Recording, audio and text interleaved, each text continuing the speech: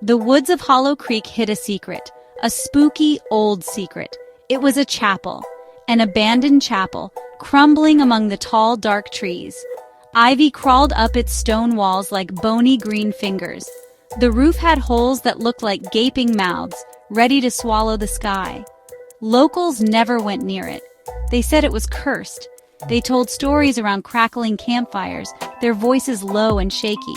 They said if you stood too close, you could hear whispers, whispers from the past, voices of people who had vanished inside, their spirits trapped forever within the chapel's decaying walls. These weren't just any whispers. The old-timers claimed they were warnings. "Get out!" the voices would hiss on the wind. "Turn back," they'd moan through the rustling leaves. But some whispers were different. They were sweet and inviting.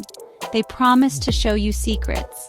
They called your name, pulling you closer and closer to the heavy, rotting wooden door. The legend said that once you stepped inside, the door would slam shut behind you, and you would never, ever come out again. You would just become another voice, another whisper carried on the chilling Hollow Creek breeze. The chapel had stood empty for over 100 years. No one knew exactly what happened there. Some said a terrible fire had trapped everyone inside. Others whispered of a dark ceremony that went horribly wrong, cursing the ground forever. The stories changed with each telling, but one thing always stayed the same. The chapel was a place of no return. It was a trap. The stones themselves seemed to watch you, the empty windows like hollow eyes. Every shadow seemed to twist and dance, playing tricks on your mind. It was the kind of place you read about in scary books, a place you knew you should avoid. Parents in Hollow Creek had a simple rule for their children. Stay away from the woods, stay away from the chapel. They would point toward the dark line of trees at the edge of town and say, "Don't even think about it." They said the air grew cold near the chapel, and your breath would turn to mist, even on a summer day. They said the birds never sang in those woods. It was a place where happiness went to die and where fear was born. The legend of the Whispering Chapel was more than just a ghost story. It was a warning that some places are best left alone. Mara was not from Hollow Creek. She didn't believe in local legends. She was a photographer, and she loved spooky, abandoned places. The creepier, the better. She had heard the stories about the Whispering Chapel, of course. Everyone in town tried to warn her. "You don't want to go there," the man at the general store had said, his eyes wide with fear. "Those woods, they don't like visitors." But Mara just smiled. A cursed chapel? Trapped spirits? It sounded like the perfect place to take some amazing pictures. It was a challenge, a dare she gave to herself. That evening, the sky turned a bruised purple. Rain started to fall. Not a gentle rain, but a hard, angry downpour that hammered against the roof of her car. Thunder rumbled like a giant stomach growling in the distance. It was the perfect weather for a haunting. Mara grabbed her camera, her heart thumping with excitement, not fear. She pulled on her raincoat and stepped out into the storm. The wind whipped her hair across her face. She was going to prove everyone wrong. She was going to walk into that chapel, take her photos, and walk right back out. Easy. The path to the chapel was muddy and slick. Twisted tree roots grabbed at her ankles like skeletal hands trying to trip her. The rain dripped from the leaves, sounding like tiny tapping fingers on her hood. Tap, tap, tap. The deeper she went into the woods, the quieter everything became. The sound of the rain seemed to fade, replaced by an eerie silence. Mara clutched her camera tighter. It felt cold against her skin. She saw the chapel then, a dark shape against the stormy sky. It looked even scarier in person. It looked hungry. A shiver ran down her spine, but it wasn't from the cold. For a second, she thought about turning back. The warnings from the townspeople echoed in her head. But then she shook the feeling away. She was a photographer. She wasn't afraid of old buildings and silly ghost stories. She took a deep breath, the air smelling of wet dirt and decay. With a determined push, she shoved the heavy wooden door.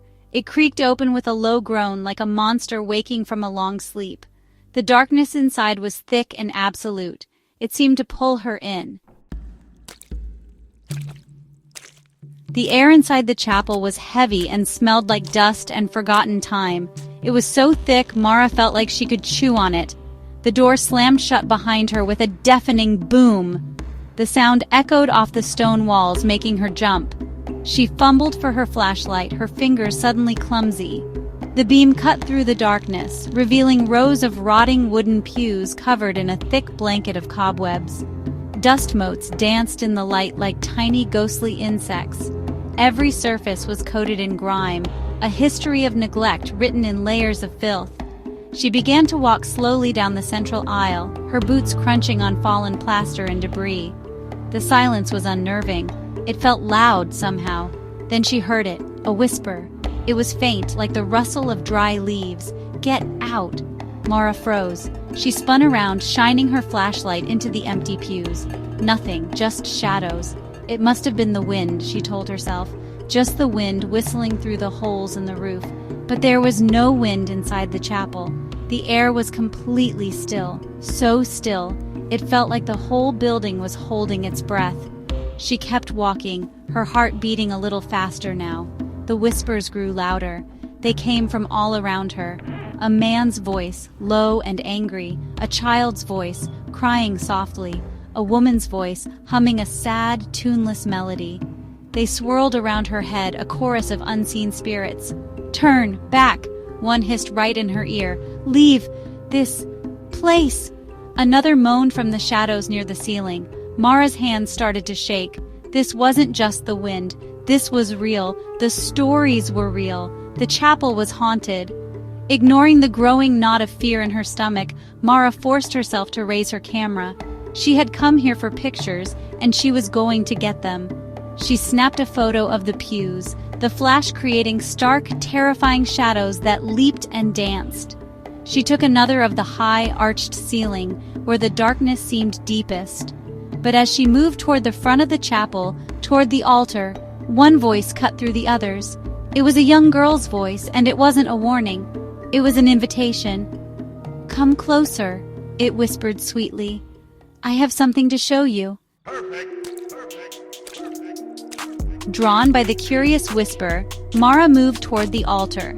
It was a large block of stone, covered in a strange dark stain. And on the wall behind it was a mirror, an ancient, ornate mirror with a tarnished gold frame. But the glass was shattered, a spiderweb of cracks spreading across its surface. The little girl's voice seemed to come from the mirror itself. "Look," it urged. Mara hesitated. A mirror in a chapel? It felt wrong. Everything about this place felt wrong. But her curiosity was stronger than her fear. She leaned in, shining her flashlight onto the broken glass. At first, she saw only her own reflection, fractured into 100 tiny Maras. Her face was pale, her eyes wide with a mix of fear and excitement. But then, something changed. The reflection shifted. Her mouth twisted into a cruel, unnatural smile. Her eyes in the mirror turned black, completely black, like deep, empty pits. Dark cracks spread across the reflected skin of her face, mirroring the cracks in the glass. The reflection wasn't her anymore. It was a monster, a twisted, horrifying version of herself, trapped inside the mirror and grinning out at her. A scream caught in Mara's throat. The whispers in the chapel stopped, all of them. The only sound was a low, chilling chuckle coming from the shattered mirror. It was her own laugh, but distorted and evil. She finally understood. The whispers weren't just ghosts. They were warnings. They were the voices of the chapel's other victims, trying to save her from the same fate. The sweet voice, the mirror, it was a trap. The chapel didn't just want to scare her. It wanted to keep her. It wanted to swap her with the thing in the mirror. Panic seized her. She scrambled backward, stumbling over a fallen piece of wood. She had to get out, now. She turned and ran, her feet pounding down the aisle. The darkness seemed to grab at her, to hold her back. The chapel door, which had seemed so close just moments before, now looked miles away. The whispers returned, but now they were frantic, screaming, "Run! It has you! Too late!" Mara reached the door and threw her whole body against it. It wouldn't budge. She was trapped. And from the front of the chapel, she heard a new whisper join the ghostly chorus. It was her own voice. "Come closer," it whispered sweetly. I have something to show you.